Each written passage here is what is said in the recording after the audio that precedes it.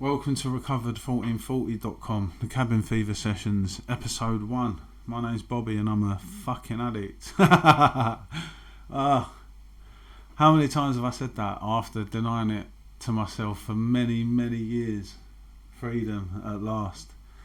The aim of this podcast is to try to help people, if I'm honest, as simple as that. I found a solution to my addiction, as of many of my friends who I shall be bringing in as guests over the following weeks, to try to impress upon you their story as well, about what life was like, what they did and what life's like today. I'm part of a 12-step fellowship that wishes to remain anonymous at the level of publicity and press, and they've managed to survive many years by abiding to a certain set of traditions. So I can't name what fellowship I'm part of, but needless to say, me and my friends are part of a 12-step fellowship. If you listen to my story, if you Google it, you'll find it. And the aim of this podcast is to carry the message to the still suffering addict, because for a long, long time I didn't know that this life that I've got today was on offer. I really didn't. My life was dark, hostile, frightening, scary. I was powerless for many years over cocaine, any mind-altering substance, to be honest. Like, I announced myself as an addict, but I could get addicted to anything, man. I'm currently battling a fucking vicious sugar-free Red Bull addiction that's been raging for many moons. If I get up in the morning and I have a cup of coffee, I'm having 10 coffees like I'm an addict. But it just so happened that cocaine was the one that ensnared me. And what a powerful fucking mistress that was. But yeah, these meetings that we go to, they take us through a 12-step process that changes our lives. Like, it's a spiritual program, but there's a psychological aspect to it that changes a person. And you know, I'd be fucking smashed, and I'd go into these rooms and they'd be showing me this book and talking about a higher power, and I'd think, oh, fuck off, do you know what I mean? But thank God eventually I reached the point where I was willing to listen. So our book is a textbook, and it tells me to tell you what it was like, what I did, and what my life's like today. And for me, like addiction, I understand today that the problem that I suffer with is a fear-based illness that lives in my mind. You know, the drugs were a solution to that problem. I had to get out of my head. And from childhood, really, like, I was just ill at ease, uncomfortable. I felt lost, I felt scared. I know that today, I didn't know that at the time. Consciously aware of what other people might be thinking or saying, and just very, very frightened, if I'm honest. Like, I grew up in Canning Town, which is a very masculine environment, and trust me, like, I've done the work, I've done the 12 steps. I'm not a masculine man. I'm a very sensitive boy. But I knew what to say to fit in, and you know, that's where the manipulation started, I think, in order to feel more at ease, which I never did. And as a kid, I remember picking fag butts out of my nan's ashtray and smoking those, and then that progressed to realising I could get fags from the pub machine and then go over to school and smoke 20 silk cut on my own until I felt really sick, and then I'd do that again. Very strange behaviour. Or like I'd obsess about sweets or toys, and then when I got those things I didn't want them anymore, or I'd have them and I'd just want more.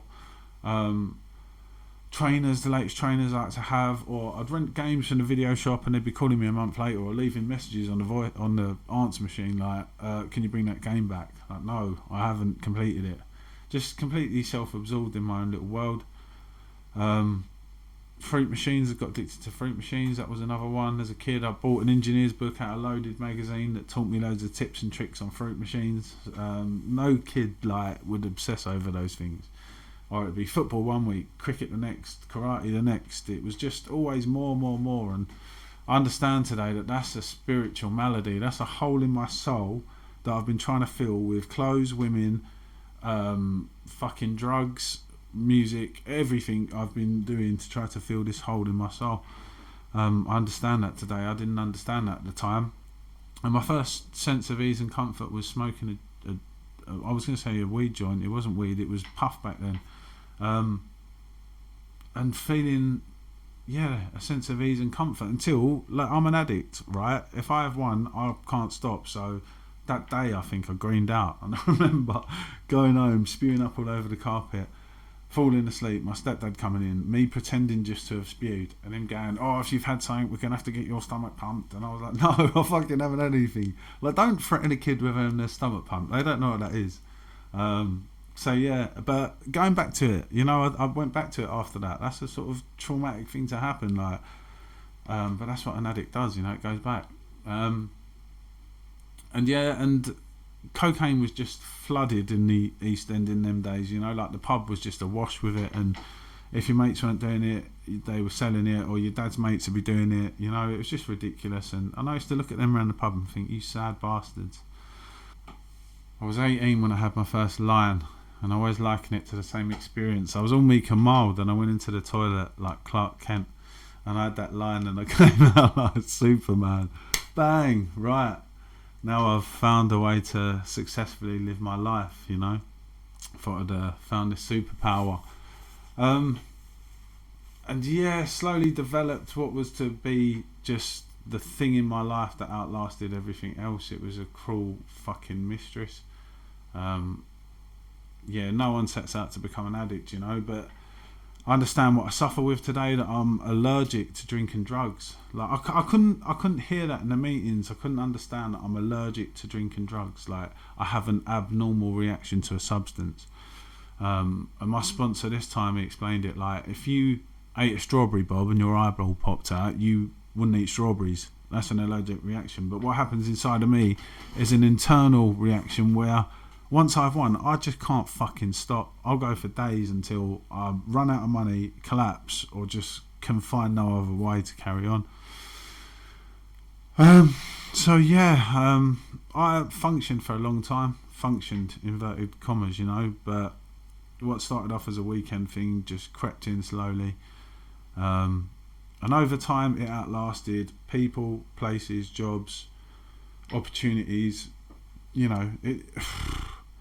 Absolute carnage.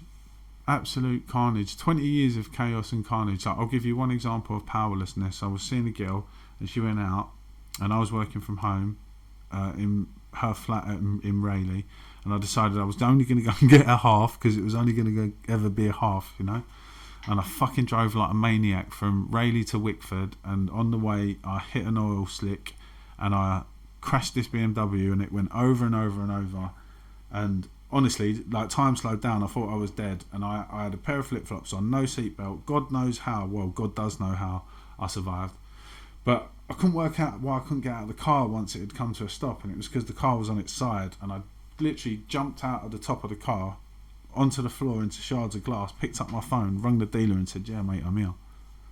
And can you bring me a pair of trainers, please?" And he turned up, the old builder, and he was like, "Fucking hell, Bob, you've had one here, haven't you?" Like, passing me the gear, and I was like, "Yep." And the coppers were there saying, "Oh, you haven't been drink driving, sir, have you?" And I was like, "Me? God forbid, heaven forbid, I'm just going to go to the garage to rest my nerves," and having a quick one in the toilet, and it just absolute carnage. And the worst part of that story is when I heard from the children of the girl that I was seeing that they said that their mum had said I was driving too fast.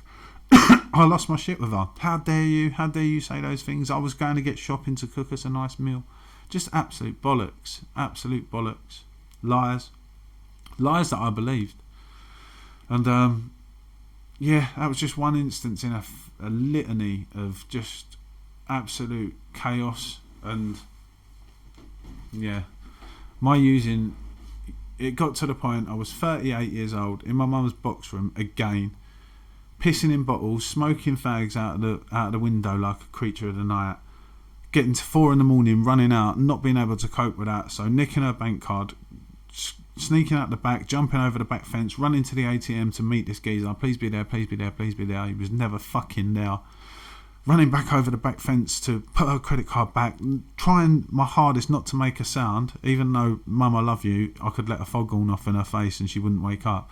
I'm terrified of my own shadow. To go back into my room, to sniff in my room, scared of my own heartbeat. To then just think, why the fuck have you done this again, Bob? Why the fuck have you done this again? And I didn't know. I did not know what I suffered with. And then I'd lay there in despair with tissue up my nose. I used to chuck tap water up my nose just to try to get more up there. It was fucking horrendous. And I'd lay there looking at the ceiling thinking, you cunt, how have you done this again? And I'd look at the clock and I'd think, I've got 4 hours to work. And I'd blink and I'd look again, it'd be 3 hours, 2 hours. And I'd lay there, and just as I was about to drop off into sleep, the alarm would go off and I'd be up and I'd be out the door and I'm late and I've got no keys, no Oyster, and I'm bunking the train and I'm getting to Sainsbury's and I'm robbing a croissant and an orange Lucozade because I'm fucking skint, and I'm going there and I'm punching fags all day and I'm doing hardly any work and I'm exhausted on a fucking scaffold roofing, just suffering badly. And then at some point in the day I'd have a Snickers and a Red Bull and my ego would rebuild, and I think, on the way home, do you know what? I'm just going to get a cheeky fucking half, and I'll get to bed about 11. Because I don't want to go to bed now, even though I'm absolutely exhausted, because I want to reset my body clock. So I'll just get a cheeky half and I'll go to bed at 11. And it never fucking happened. I was just stuck in the same Groundhog Day existence of doing that, and it was miserable and soul destroying. Until the point where my spirit just broke. It was horrible, living in debt, lying, cheating, hiding a secret that I couldn't tell anyone. Just horrible existence, hostile existence. And I was very fortunate. Like, I say fortunate, I was struggling with recovery for about 15 years. I was in and out for 15 years at the meetings, because I was introduced to the rooms at 24, and I came in and he was talking about a book and talking about a higher power, and I thought, what the fuck are you going on about? I need an injection to stop me using. And it all sounded Chinese, and I walked out the door. And in fact, I think I took the big book and I sniffed lines off of it. I know I did that for a fact. I don't know why I say I think. I did that, to my shame. And then I'd go out and smash myself for another God knows how many years, until my back was against the wall yet again and I couldn't cope yet again. And then, you know, I'd have to tell everyone, pay off a load of debt. And I'd go back to the rooms and it would be the same bastards sat there looking even better than they did before, and I'd think, fuck yous. And then I'd get a couple of weeks and I'd think, yeah, I'm alright now, I'm cured, I'm not like you lot, I'm alright, I'm not an addict. And then I'd go out the door again for another few years and repeat the same behaviour, the same cycle, till I was absolutely smashed again. And the book talks about being emotionally, financially and spiritually bankrupt when we're finally ready. And yeah, I got to that stage, you know. I could not be honest. I could not be honest with myself. I couldn't be honest with other people. I was doing it for other people. I wanted to I wanted to want to stop, but I didn't want to stop at various points. It was just horrible. I could not beat the obsession. As soon as the thought come in, it was game over. As soon as I thought about gear, listen, let me tell you this. If you're waking up thinking, I'm not going to use today, it's game over. You've already lost. The obsession's already on you. So yeah, I remember one particular day I got to work late again, tried to blame my brother-in-law, told him that I didn't want to work there no more. I was quite polite about it actually, given that I had no sleep. But yeah, I was always late, constantly late, and just blaming everyone else all the time. Oh, how easy is it to blame other people? So easy. I did that my whole life, you know. But yeah, I got to work, we had a falling out, I said goodbye. I went to call my mum to tell her what a dickhead he was, obviously, because it's his fault, because it was always someone else's fault. And she just went, nah, not this time, Bob. I've had enough. You can't come back here. You've got to go. I don't know what to do with you. Like, bless that woman's heart. She was just all out of ideas, man. I'd worn her soul down as well. I used to lay in bed for like 36 hours, just lost calls, wanting to die.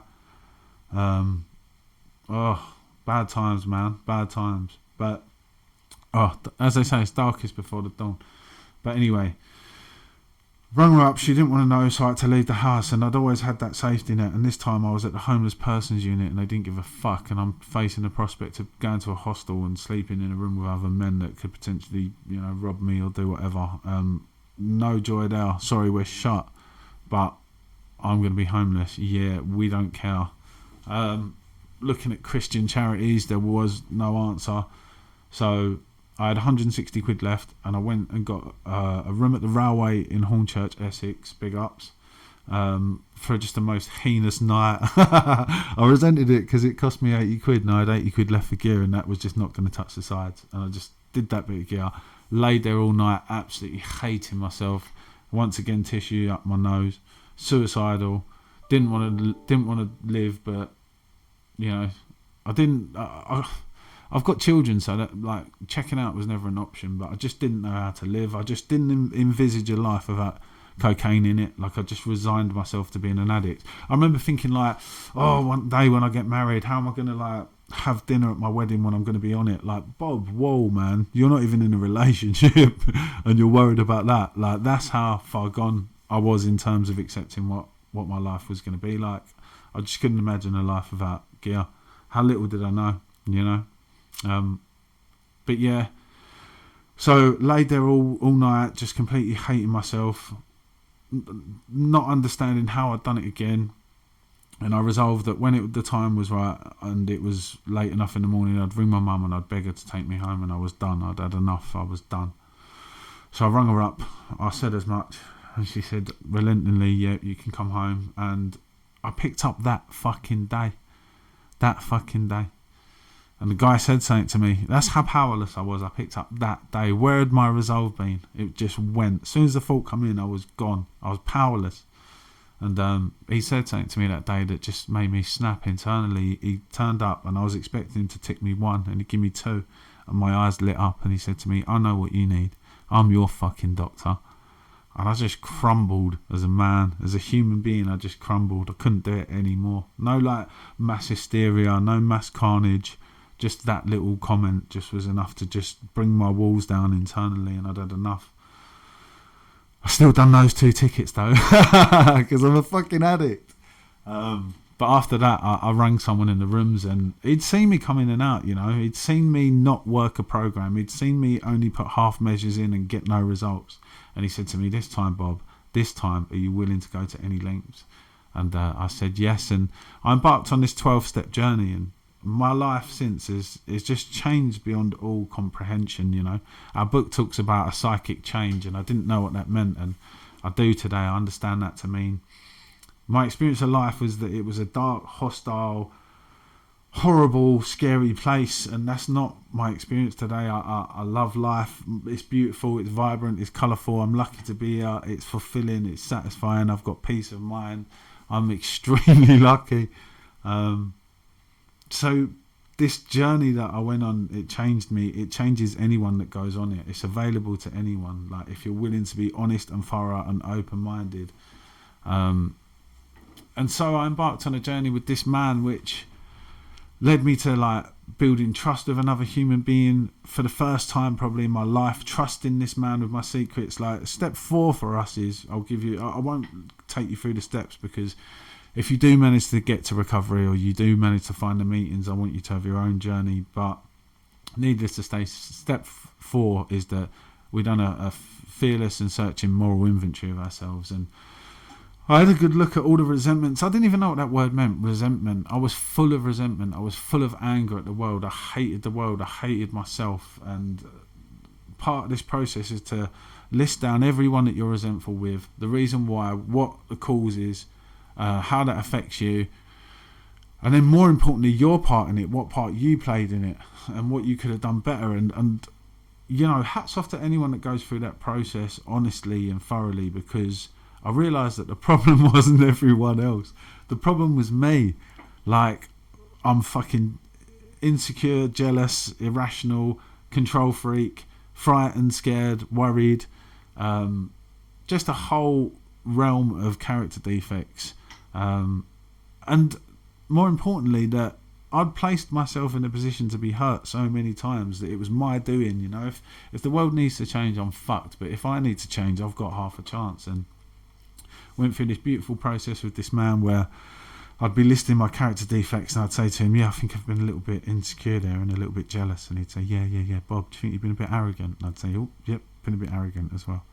And I'd go on to the next one. I'd say, I've been insecure, I've been a little bit jealous. And he'd say, yeah, Bob, do you think you've been a bit arrogant? And I'd go, yep.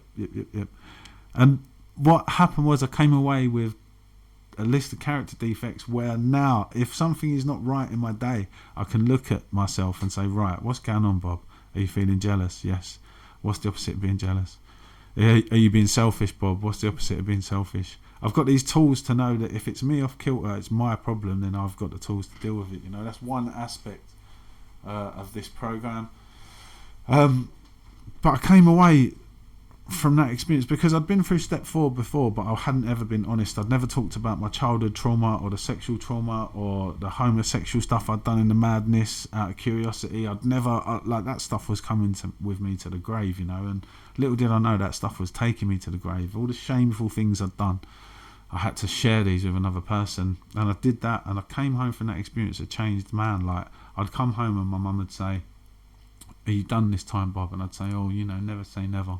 But this particular time I came back and I said, yes, Mum, I'm done. I'm never going to do it again. I knew something had changed within me. And that first year was absolutely beautiful. I made amends. I made amends to the people in my life that I love. I made amends to the people in my life that I was scared of. I made amends to the people that I didn't think deserved it in the first instance until I was able to pray on it and see that my part in it. And slowly but surely I cleared away the wreckage of my past. I had a beautiful first year in recovery. It was fucking amazing. I learnt prayer and meditation properly. But by the end of that year, I was feeling sick and I needed to freshen up my recovery. So I went and saw someone else in the rooms who I liked what he was saying and what he had. And, that's what they say. If you see someone in the rooms that's got what you like, ask him, be my sponsor. A man armed with the facts about himself. And I went and saw this man and he said to me, where are you with your amends? And I said, yeah, I've done them. And he was like, Bob. I was like, no, I've done them. And he was like, Bob. I was like, shit, yeah.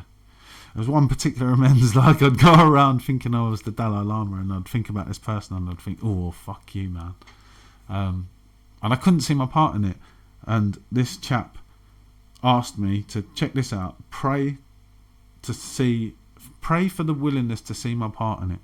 Pray for the willingness to see my part in it. And over time that was revealed to me, all of my the things that I'd done that contributed to that. And I was able to make amends to that person and it was a beautiful experience. And I went back to the man and he said, where are you with your amends? And I said, yeah, I'm done. And he said, Bob. And I said, no, I'm done, I promise. And he said something that broke me in half. He said, what about you? And how true, I'd been a tornado through the lives of other people and through my unknowing I'd caused such a lot of pain and suffering to other people throughout my life and throughout their lives, and I tried to make amends throughout that first year, but he said to me, since the beginning of time, Bod, the person that you've done a number on the most is you. As a child, all those negative, horrible, unloving things I'd felt about myself, and he gave me some homework, which the first of which was to write a letter of amends to myself. I wrote 3 pages of why I'm sorry to my inner child, 6-year-old Bobby. I'm sorry for starving you. I'm sorry for exhausting you. I'm sorry for dehydrating you. I'm sorry for renting your soul out. I'm sorry for everything, the way I've mistreated you. And then another 3 pages on how I was going to make amends to that child. I'm going to guarantee you get 7 hours sleep. I'm going to guarantee you get exercise and nourishment and feed your spirit and your soul from here on in. And that's what I've done throughout my journey. God willing, in January I'll be 4 years clean and sober after a long battle with cocaine. And the irony is that, I used to Google ways to kill myself the least painfully and how to beat addiction, and everything I read on addiction was you're in for a slog, it's going to be an arduous battle, blah, blah, blah, blah, blah. That's not been my experience, man. Once I had that internal snap and I was willing to go to any lengths, I got well and it was easy.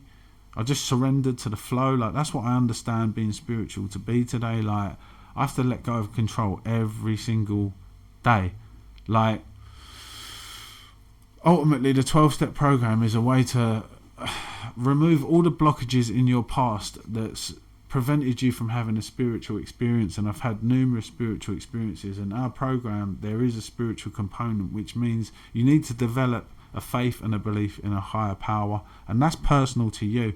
And it's beautifully put in our book. It's so beautifully put, how to, develop this gift, this beautiful, how would I describe it, anchor in my life. Like, I'm from Canning Town, man.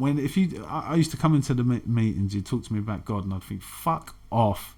I want something tangible. God and a book. How's that going to work for me? And ever since I started listening and I followed this process, I've developed a connection with something that's truly outside of myself, something that I don't know what it is. I can't give you a conception of it. Every single person's journey will be different, but you will feel a connection with something much bigger than yourself, something beautiful. And since I've been putting my trust in that, my life's changed. My life's changed immeasurably. Every day when I wake up, before I wake up, my head's on top of me. Oh, fuck today off. Like, my default setting is just negative, man. Before I'm even woke up, my head's on top of me. And it's at that point that I connect with this higher power. And I just talk to it informally. Mate, please help me get out of bed.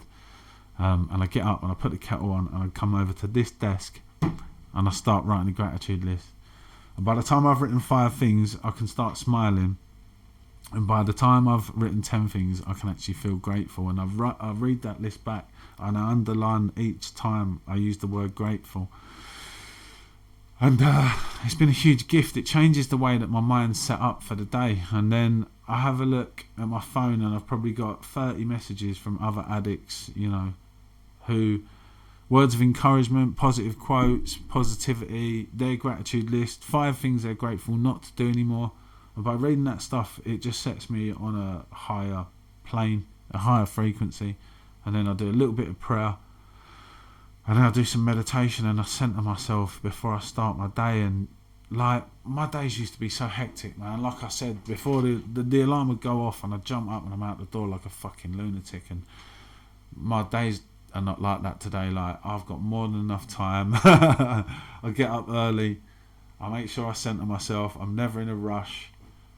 At peace with things. Like, I used to hear the phrase control freak and it used to just make me bristle. And I understand why now, because left to my own devices, I'm not only full of fear, full of resentment, full of anger, full of conflict, full of character defects. I'm just a control freak. And nothing ever goes my way. Like, our book talks about being a director. If only this person had stayed out, if only that person had stayed there and say this and do that, everything would be wonderful. And it's not true. Like, my experience is, left to me, my life goes to shit super quick. Like, it's not, control is my own worst enemy. So what I have to do is learn to just accept that what is and let God take over, because God's plan is infinitely greater than mine, and I realised my insignificance in the grand scheme of things today. Unity and fellowship and brotherhood. Like, these meetings open up. I used to get to a meeting just as it was about to start, listen to the message and quickly fuck off, and then wonder why I wasn't getting well. And I understand how selfish that is today. Unity and fellowship and brotherhood is a massive part of why we get well, and we're all there to support each other. Like, if you go to a meeting, you'll be welcomed with open arms, with people full of love. I used to turn up so angry and just, I used to think that the whole thing was set up for my benefit, that everyone was lying, that there was no way these people could be clean, because by the end I couldn't get a day clean, and I understand today that how deluded I was, and how beautiful a thing that we've actually got, for the newcomer, to have people put their arms around you and say, listen man, everything's going to be alright, and then hear your story. I used to think I was the only one that would do this weird shit, or think these nutty things, and then you go to a meeting and you realise that there's this whole bunch of people that are exactly the same as you. It's so empowering, man.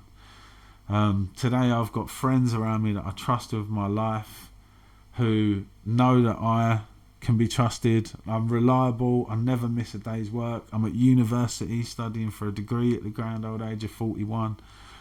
I've travelled in sobriety on my own. Like, I've done things that that were beyond my comprehension prior to coming into recovery this time around. I go to West Ham, I go to comedy nights, I went to Brighton to watch a gig the other night. Like, everything I thought I couldn't have, I've got, and more, thanks to recovery. And over the course of the next few weeks, I want to introduce you to a few of my friends who will tell you the same story of what it was like, what they did, and what their life's like today as a result of doing a 12-step program, getting a sponsor, going to meetings, and living a more spiritual life. My life today is absolutely beautiful, and I hope if you're struggling with addiction, you hear this message and you find yourself a meeting. Let's see what we can do. I'm going to leave it there, but Recovered1440.com, the Cabin Fever Sessions, episode 1.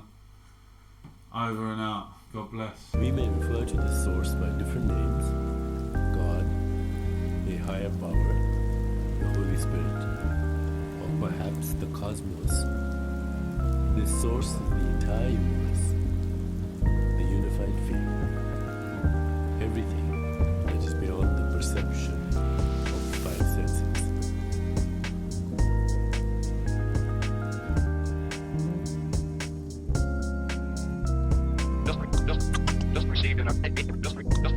Received in our news, and further details of this continuing story. Just received in our and further details of this